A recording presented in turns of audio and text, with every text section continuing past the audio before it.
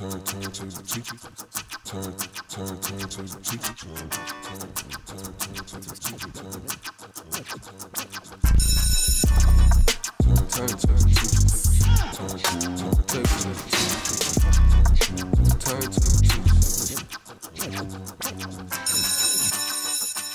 welcome back. I'm Mike with the Turntable Teachers, and class is back in session, here for another guest speaker episode at AOA Studios. If you're an artist, podcaster, or content creator of any kind, make sure to reach out to us at aoastudios.org to book your session or service today.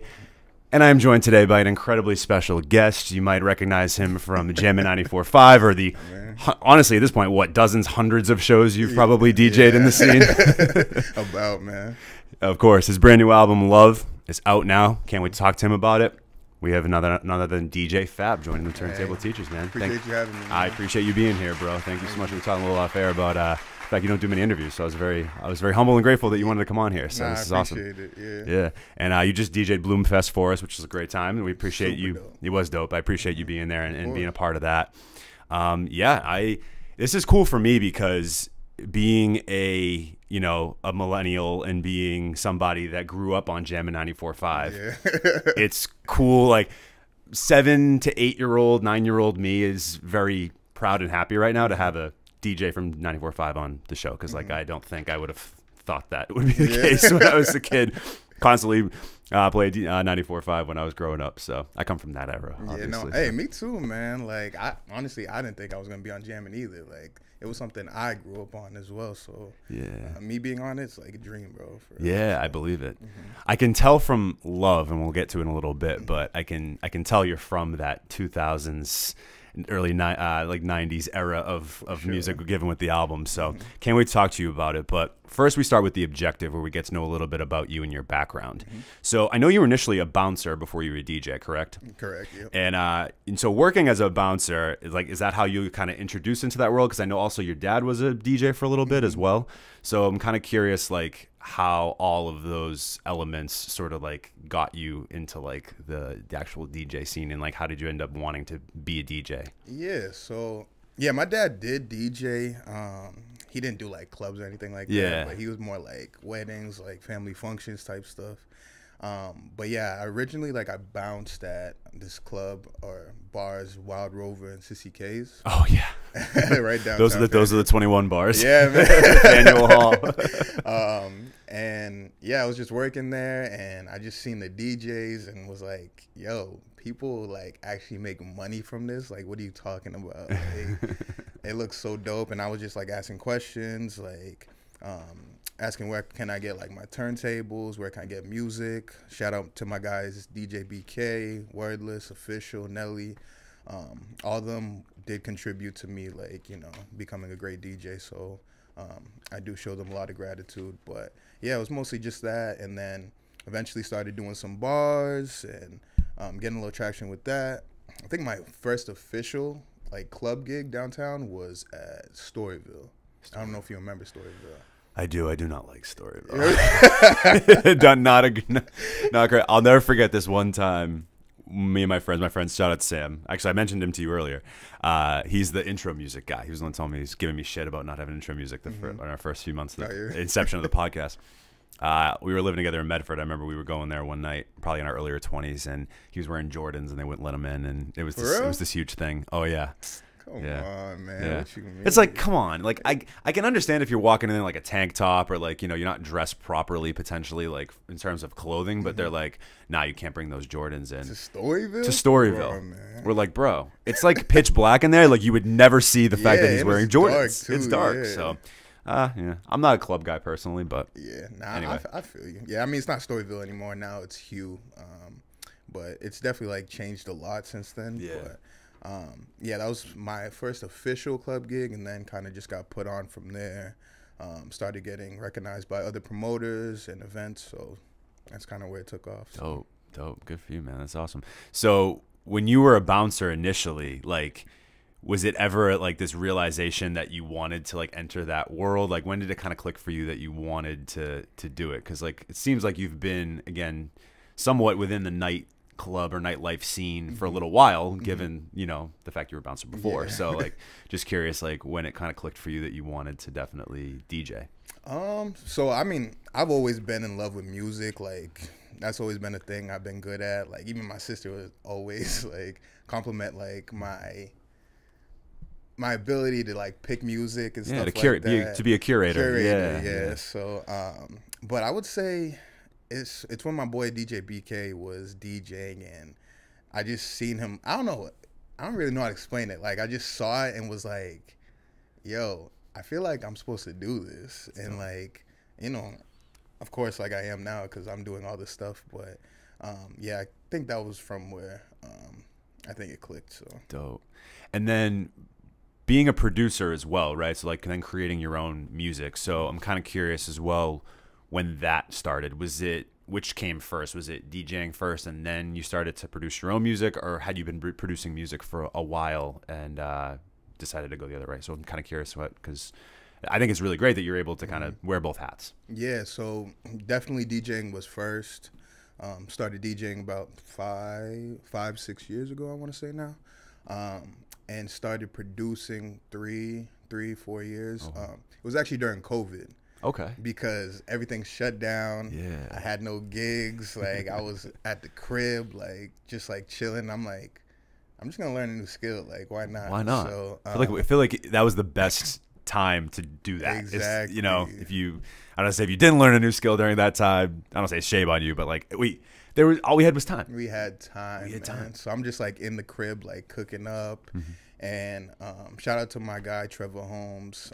He was one of the first artists that I dropped music with, and we ended up like dropping a project, and like it was dope because like it was the first time like an artist really like let me work with them. Just because when you're new, like obviously people don't really want to work with you. You know what I'm saying? You don't have the credentials or anything like that. So for him to give me a shot was really like important to me, and from there, like, just started cooking up a little more. Dropped another project too with him, and that's kind of where the producing took off from. That's dope.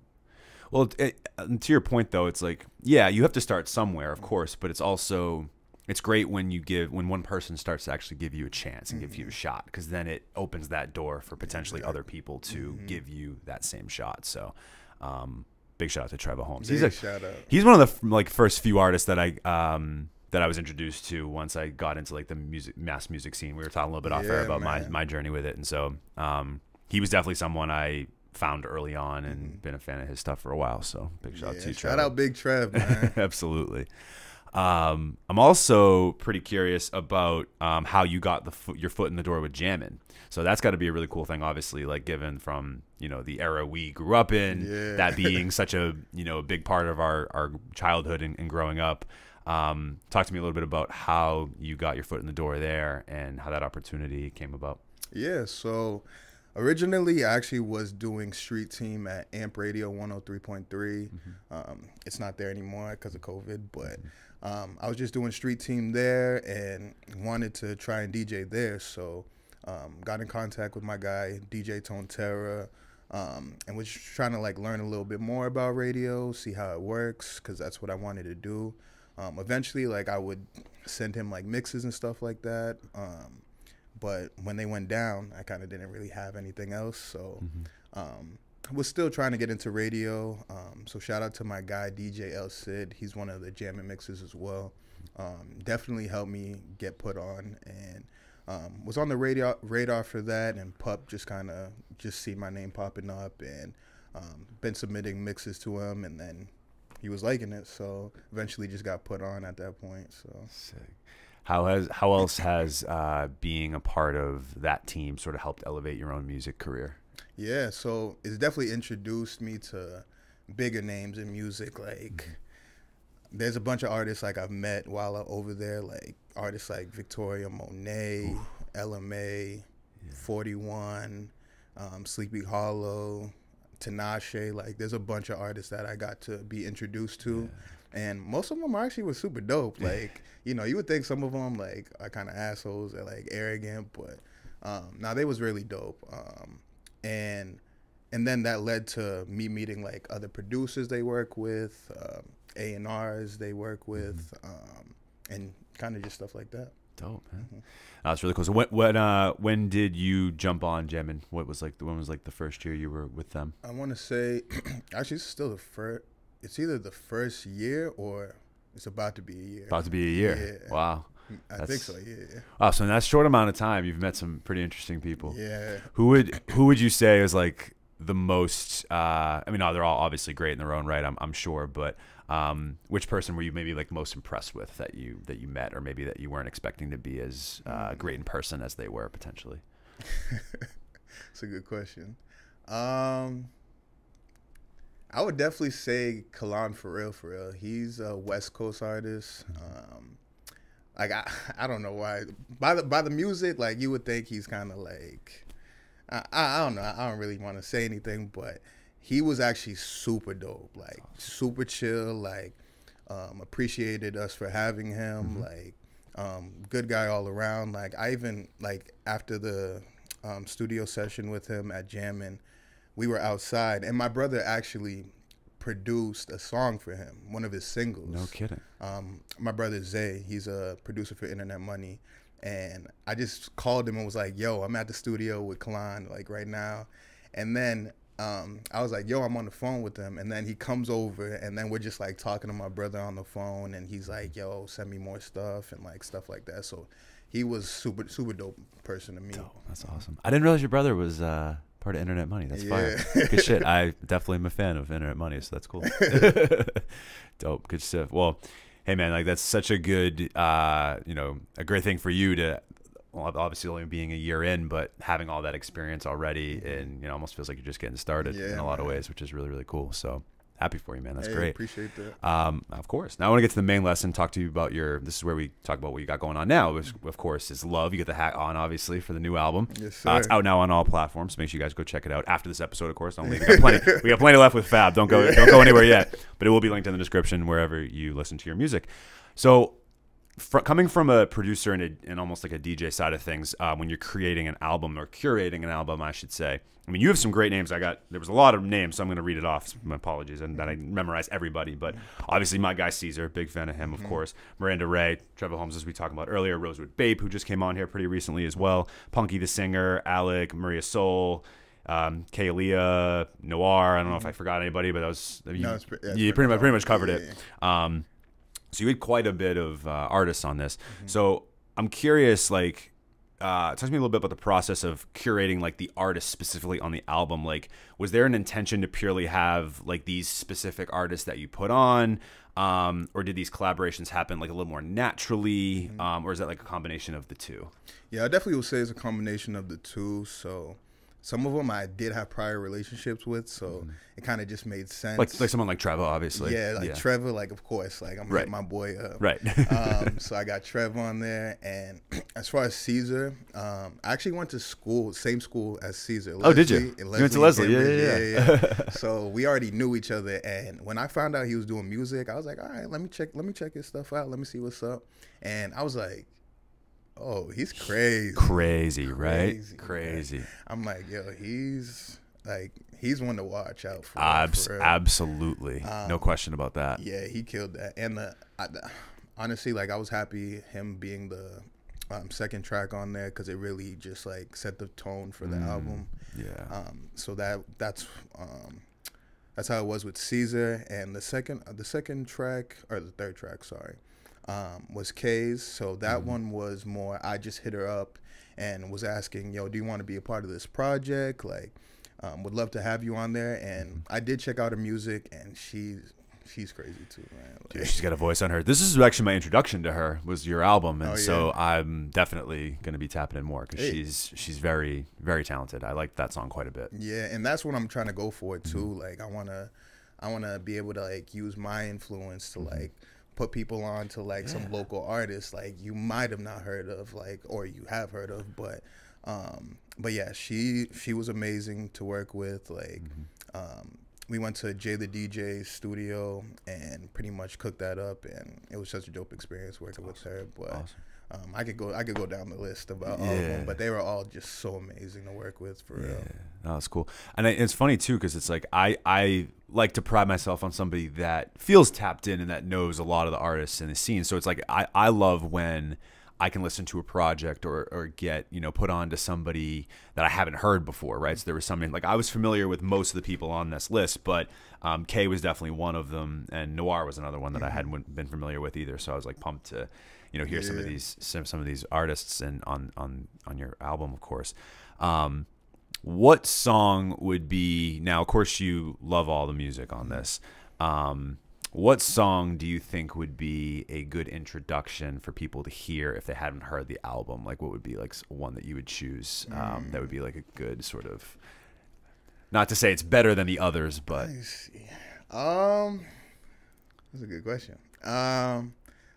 I'm definitely gonna have to say "Ain't Easy" with Miranda Rae. That was one of the lead single, basically, right? Single, and I don't know, like the track just like. The energy's like really different with that track. Like I feel like if you hear that song, like you can gravitate towards it, and obviously it talks about something that everyone's involved with, which is like relationships, love, all that type of stuff. So I definitely think that's the one that people can like be introduced to for the album. Dope. Mind if we play a clip of it for the people? Yeah, let's get it, man. All right, awesome. So this is Ain't Easy with DJ Fab and Miranda Rae off of his new album, Love. Here's a little snippet for you guys to check out, and we will be right back. Looking for the words to say, but they escape me. Tell me how I'm supposed to heal when you're on my mind. I don't want to keep it real, cause you might replace me. And honestly, my honesty won't make it right. I go back and forth all the time. I hate this feeling. You pull me in with your lies. I still believe them. How you keep me coming right back? Boy, how you do me like that? Oh, you wanna go and get back? You wanna go and get back? I know it ain't easy to love somebody like me. I don't take this shit lightly. Baby, you ignite me. I know time ain't promised, but right now I just want this to last forever. I need you and me to stay together. Boy, your love is all I want, but it's no good for me. And that was Ain't Easy by DJ Fab featuring Miranda Rae. Make sure you guys check out the entire album, Love. Again, like I said, is linked in the description below. But again, stick around. Got plenty left. Got some fun stuff going on with Fab in just a few minutes. One of my next questions about the album, though, is sonically, right? Very clear what the influences is. It's a lot of, like, brings me back to a lot of the 2000s R&B, maybe even that back end of the 90s R&B. So why was it that direction for you? Like, what is it about that genre and that maybe time of, you know, era of music, I should say, that was so influential for you to want to kind of go in this direction? Yeah, I mean, I'm a 90s baby. So like, As am I. Yeah, exactly. So like, and we know like the music then just like, it just hits different, bro. It does. Like, it does. so that's why I was like heavily influenced by that. There's elements of like old 2000s R&B, but also like the new trap soul type of vibe. Sure. So wanted to like mix both of those together to try to produce this album. And honestly, I love the way it came out. Like I do too. Yeah, so you can hear influences in it, but it's not like it's just straight 2000s music, you know what I'm saying? No. I didn't mean to make it seem that way. I totally agree that you elevated that in a respect. I could just immediately, when I first heard it, I was like, oh, okay, I know exactly like where at least the influence came from to then sort of make it your own. So that's really cool. I mean, growing up, like what were like some of like your favorite, you know, R&B artists or like, you know, that artists that maybe inspired you early on, like when you were growing up? I would say, I mean, he's a little newer, but I would say Bryson's definitely like one of them ones. He coined like a specific sound in that mid-2000s, man. That album that he dropped, that trap soul album, is just, man, I remember it's iconic. Exactly where I was. Me too. Like, at the moment it dropped. Me too. Like, yeah, it was definitely like a crazy moment. But I would say Bryson, I mean, I don't know if people messing with Trey songs anymore. But I remember Trey songs, bro. He Yeah. was dope. I used to listen to him all the time. Trey, Chris Brown, of Chris course. Brown, man, yep. of course. Totally. Like Omarion, like all these different R&B. Omarion, Yeah, yes. man. I forgot about B2K, bro. Crazy throwback. Crazy but throw, absolutely. Yeah, all them old school R&B heads, like, I like that type of stuff. Yeah, no, I can hear all that. Yeah, there was an old song by Omarion. I think it was literally called "Oh," I believe. And it Oh, was just yeah. like shit was so fucking Right. silky smooth. I remember I wasn't even that old then. I was probably like, I don't know, maybe 10 or 11, and I was just like, this is fucking insane. Crazy, like bro. this song is just so good. He had some dope songs. That song Icebox too. back in the day. Icebox. Oh my That one. God, That one bro. went. Yeah. That one went. Yeah, he had some good stuff.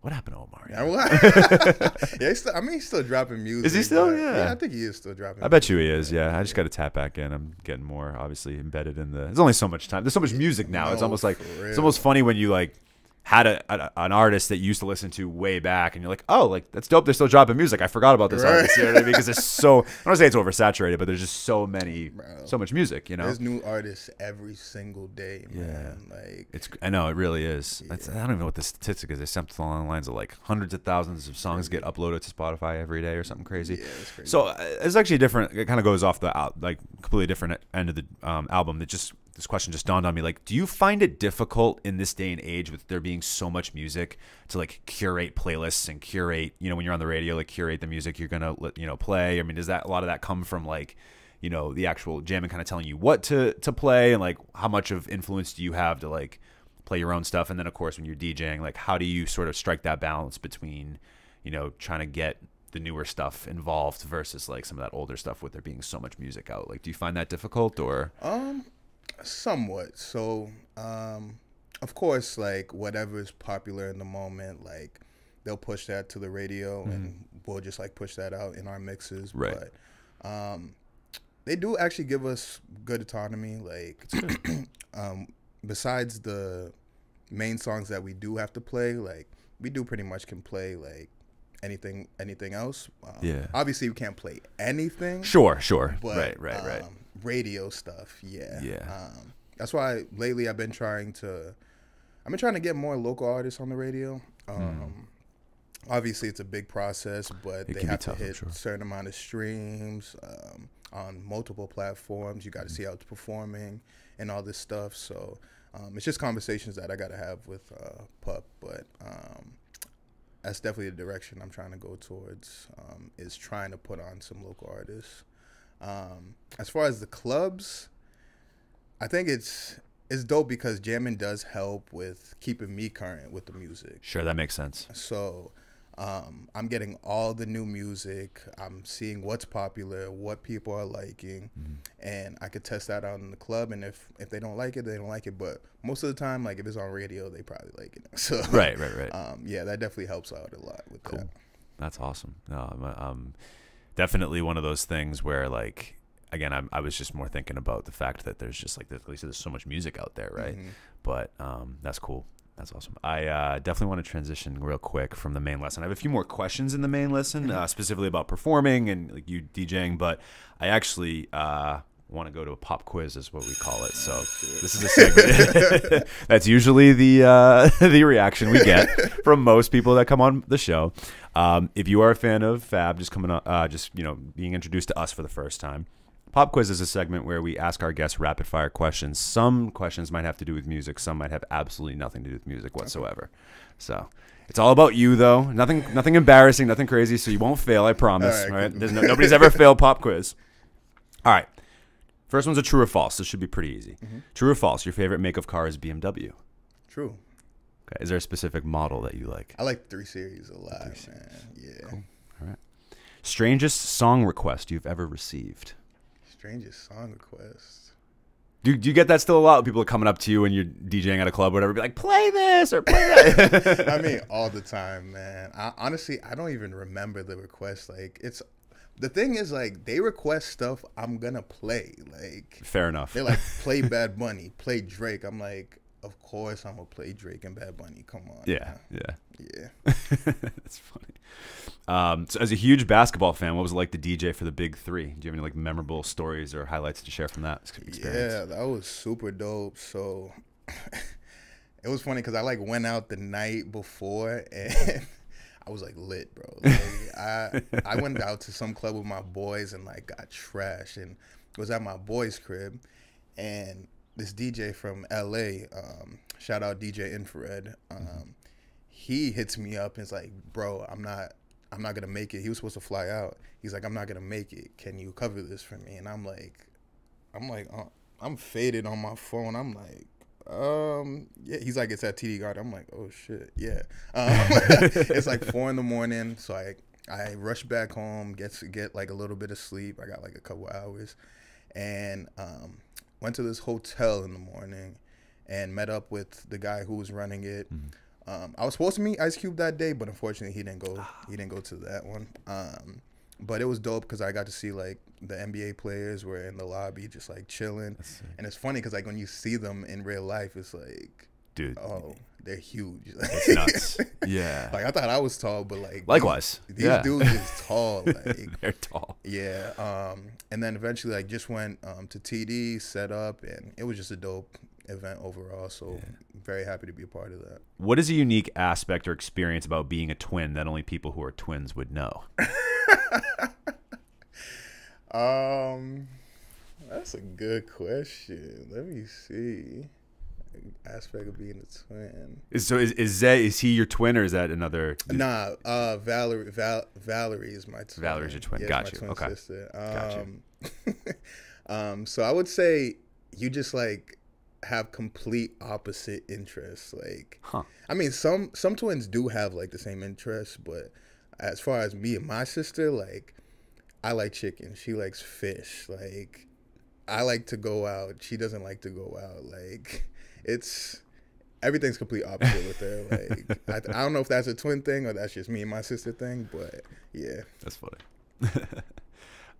So you've been known to have quite the sweet tooth. Is that correct? Who told you that, bro? I can't say my sources on air. Yeah, that's true. And I know Cinnabon's your all-time favorite dessert. Oh my God, Cinnabon is goated. Like, I don't eat it a lot, but when I do, like, it's bad. I kind of go crazy, bro. Yeah, like, I hear you, bro. As a fellow sweet toother as well, Cinnabon is very good. I'm like with you. I probably have it once a year, but yeah. My weakness is like a Boston cream donut. Boston cream. That's just like, I can't. Yeah, it's just like historically since I was a kid. Right. Even it has not left me to this day. But anyway, if Cinnabon was on your Mount Rushmore of favorite desserts, what would be the other 3? It's like your top 4 favorite desserts of all time. Desserts, sure. I'll say red velvet cake. It's a good choice. I like that. I would say like any peanut butter ice cream. Like ice cream with peanut butter, like that's my thing.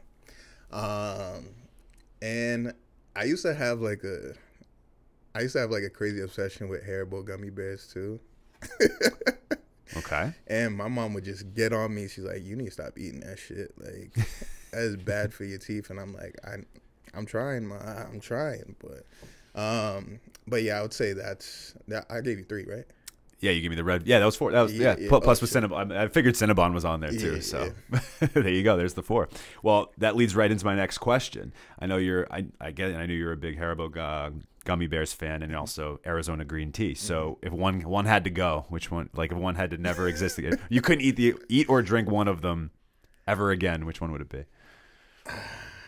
I would say I would get rid of the gummy bears. Get rid of the gummy bears. Arizona, like, I mean, I don't have it as much now, but anytime like I'm super thirsty and I'm like coming from a gig, like I'll just stop by a gas station and get Arizona. Like, well, yeah, and like I remember being, again, we're from the same era, so it's like, when we would get out of school and like we'd hop on our bikes and we'd like drive like ride around the neighborhood, and we'd always stop at this convenience store and they always had like the 99-cent cans, and we would always get those. Like, yeah, I don't know if that's like our generation. It totally is. Like, like classic like gas station convenience store. Like you're getting the tall ass 99-cent hell yeah, that's funny, dude. Of Arizona, regardless of what the flavor was. Pretty funny. What's your ideal Haitian meal? I know you like Haitian food a lot. I would say rice, brown beans, fried chicken, plantains, and that would be my ideal one. But I would also say like white rice, sauce pois, which is like black bean sauce, legume, which is like spinach and like all this type of stuff together. But I would say those are my two favorites for sure. Yeah, it'll make me hungry now. I hear you've been known to fall asleep anywhere in any position. Is that true? I mean, if I'm tired, yeah, I'll pass out anywhere. Like, my girlfriend's the exact same way. She's one of those where if she is tired, like she needs to sleep there. Yeah. Like I'm borderline at this point. Like, honey, like, are you narcoleptic? Like this might be an issue. Yeah, like I remember. This is funny. Like I went out with my girlfriend one night, and I was just like another night where I was just like so drunk, and we go back into her dorms, and it's I literally just like take a nap right where the security guard was like right here. I take a nap like right here. I'm just like, I need to go to sleep. Like I can't do this, but like it's a bad habit of mine. But my question to you was gonna be, what's the strangest place you've ever fallen asleep? And that might have been it, unless you have something better. But nah, that's that. That was and in front of a security guard. I fell asleep in the club too. You fell asleep at a club? That's pretty strange. That's pretty out there. Yeah. Well, we probably shouldn't double date because you and my girlfriend are probably gonna just pass out at me and your girlfriend and start being like, all right, we gotta wait for these two to wake up. Yeah. Oh, too funny. All right, but last question in the pop quiz. It's been good. I've also heard you've been known to do some good impressions of TV and movie stars.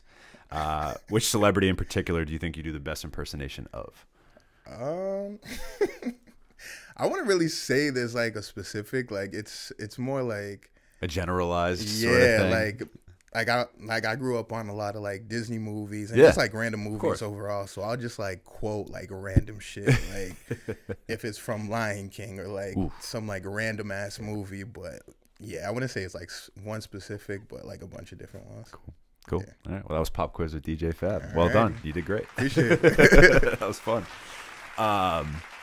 So I want to actually ask you one more question about love because that I missed that I think is potentially an interesting conversation. So when you're curating an album with so many features and that's like vocally reliant on those features, what do you find like the biggest challenge that you face in getting this album completed? Because I know that like, so I'm working on an album right now as well that I'm curating. Like, so I basically, long story short, a lot of people that are fans of our audience of members of our show know this already. But so I basically got all these beats from different producers across the state, and then we did like an open verse, open hook challenge on those beats. And then the winners of each beat were selected by the producers, and then we finished the songs. So it's dope. It's almost done. I have like 2 songs left to mix. Fire, and then so it'll be out this year for sure. But I have found that being the sort of executive producer, middleman, curator, like it's a lot of text messages, there's a lot of like coordination, it's a lot of that. So I know like being again in a similar situation where you're the producer and you're trying to be reliant on getting a lot of those features, like what was like in your opinion the biggest challenge that you potentially faced in trying to get the album completed with that many sort of people involved? Yeah, honestly, time constraints. Because everyone's busy, everyone has a schedule, so you got to work around all that. That's why it kind of took a bit. It was I want to say it was like two years to make the album. So yeah, I had to, and that's like with photo shoots, with studio sessions, with all that type of stuff. So I would definitely say time was like a big thing, but we got it done, man. Yeah. It's really good. Again, this is a great body of work, guys. Make sure you, again, like I said, it's linked in the description, so make sure you check it out. So I know you've DJed a lot of venues in the area. I mean, you've performed in a ton of different places. I'm kind of curious about that standpoint for you. Like, what venues are like some of your favorites to perform at? What are some performances or places you've DJ'd there, or like specific events that you've really enjoyed? Like, I'd love to hear about like your experience a little bit more of like performing in the city. I would definitely say some of my favorite venues is the downtown venues. Like I like Icon and Venue a lot. I definitely would say I like Bijou a little better. Just the setup, the audio, like the sound there is like dope. The Grand was one of my favorite performances. Shout out DJ Real P, Baby Indiglo. The Silk R&B party was one of like my most favorite events that I've done. Fire. Also, I've done House of Blues with Bobby Shmurda. That's right. I saw that. Yeah. What was that like? Not to cut you. It was hectic, but it was I can imagine it's probably a little hectic. Yeah. And it was another thing where it was like, I was just supposed to do opening, and his DJ ended up like, I don't know if he like took the wrong flight or like, but he was just like getting there super late. So like everyone was waiting and like, yo, where's Bobby? Like, and I'm like, I'm just supposed to be opening. Like, Right. So they like pull me into the room with Bobby. Yeah. And we're like, all right, we kind of just have to like start. So I'm like getting music from him, and he actually he was like super dope. Like his energy, like if people know, like he's Bobby Shmurda. Like, so ended up starting the show. I want to say I only started probably like maybe like 10 minutes in, and then his DJ like came, but that was one of my favorite performances as well. Just like the energy, and it was super dope. Like I liked it. Yeah, I feel like anytime you come across an artist that has like a loyal fan base like that, it's always like a great time. Like I just recently saw Tizo Touchdown. Oh, Tizo? Yeah, he's so fucking good. I went with Jay. Oh, that's yeah. fire. Jay hit me up. He's like, "Yo, I got these Tizo Touchdown tickets. Like, do you want to go?" I'm like, "Bro, I love fucking Tizo." Where was he playing? He was at Paradise Rock Club. Shit. To be honest with you, though, I feel like he could have done a bigger venue. Yeah. Like he totally sold that shit out. Like no question about it. And it was very packed. But you know, and I thought I was a fan of his. Right, I like his music quite a bit, and I love his latest album. But then you get in a room with hundreds of people that really know like every single line of his music, and it's like a completely different experience of like, I was more towards the back, but just everybody in the front like knew every word. I mean everything. And so like I feel like when you're in an environment like that, I personally like it a little bit more because it's almost like, oh wow, like you're really sort of like experiencing this like as a whole. Versus like, again, like I love what we do too, of course. Like I love throwing the local shows and all that, and like giving artists a platform and that whole thing. Like that's very rewarding for me. But just as like a music fan, it's just cool to see like, wow, everybody come together for like when they know a specific artist. And like there's definitely, I mean, many artists that have like very, very loyal fan bases. Right. Bobby Shmurda, I'm sure, being one of them for sure. And it was funny because like he's just funny, man. Like he invited everyone to come on stage. And so like the stage is just like packed with like people, and I'm like, oh shit. Like, and my equipment, like they're using my equipment, and like everyone's around my equipment. I'm like, y'all don't fuck my shit up. Like, I know. But nah, it was dope. It was dope. That's awesome. Anybody else or any other performances like that you really like enjoyed, or you know that are memorable for you in some way? I would say the TD Bank thing that we talked about earlier as well. That's gotta be dope. Also, this was like when I first started DJing. I did YG's, I think it was an album release party at Bijou. Oh no shit. This was like this was definitely like the first year I started DJing, but that was super dope because I was like, I think that was the first celebrity like you know, I got to like DJ for an event for. Oh cool. Also did the Patriots ring ceremony at Bijou as well. No shit. So that was a dope experience. So yeah, I liked it a lot. Yeah. Oh, interesting. Did you watch the roast by chance? Bro. The girl was Nikki Glaser. Nikki Glaser. She's fire. When you talk about goats of that, like I know people say Jeff Ross is, but bro, Nikki Glaser.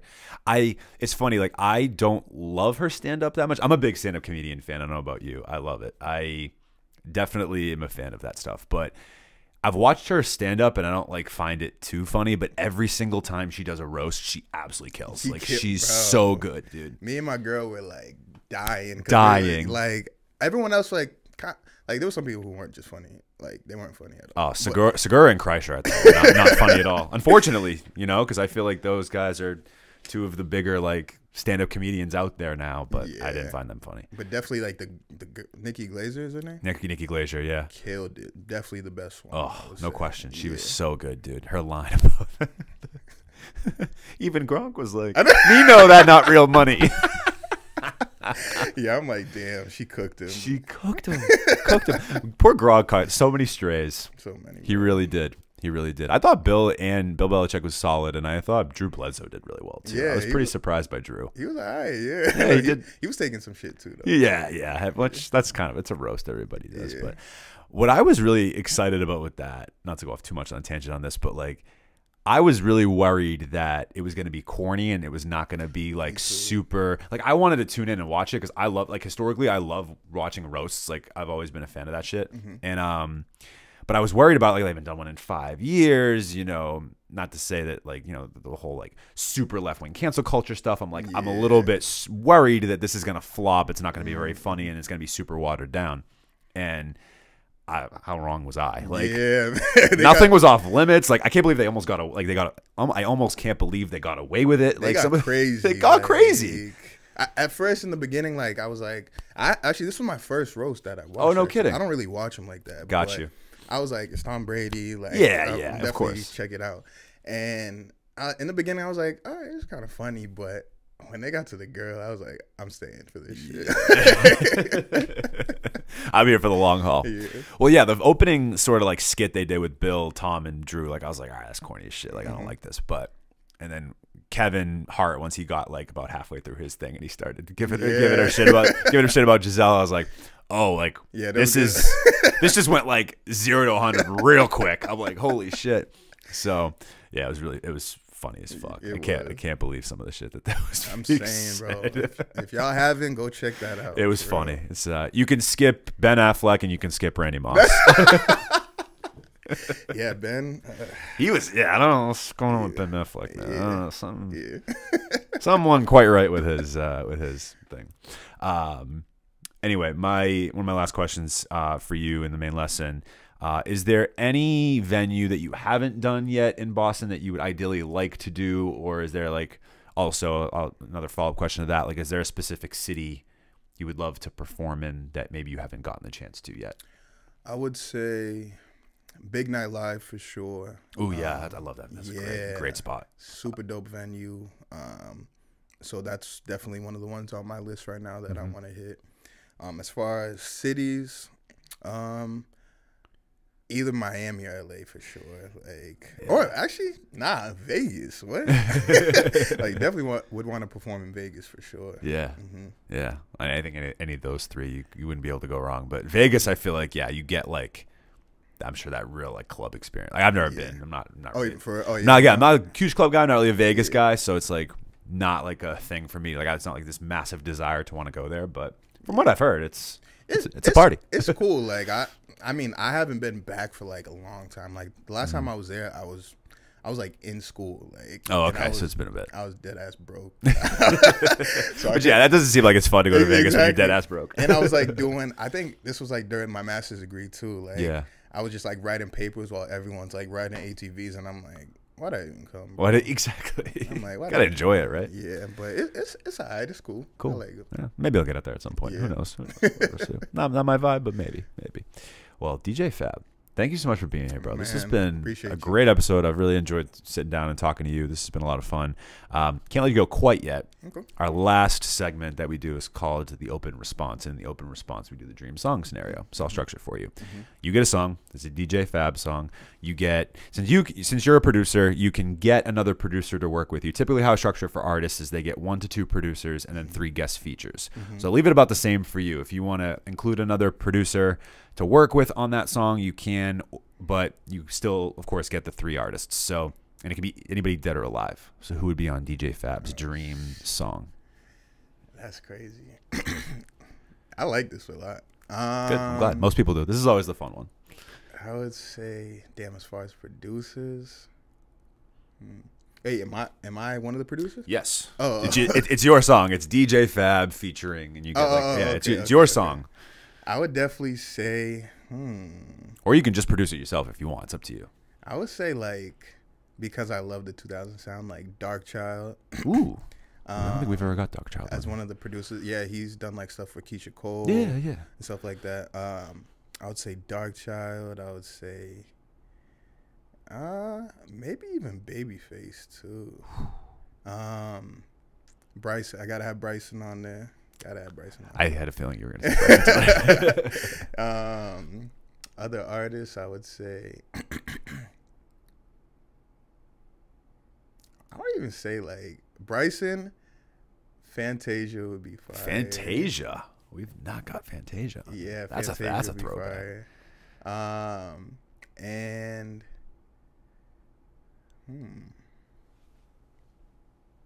gonna be my third artist? I don't know why Joe is coming to my head, but Joe. Woo. Yeah. I wanna know. Come on, man.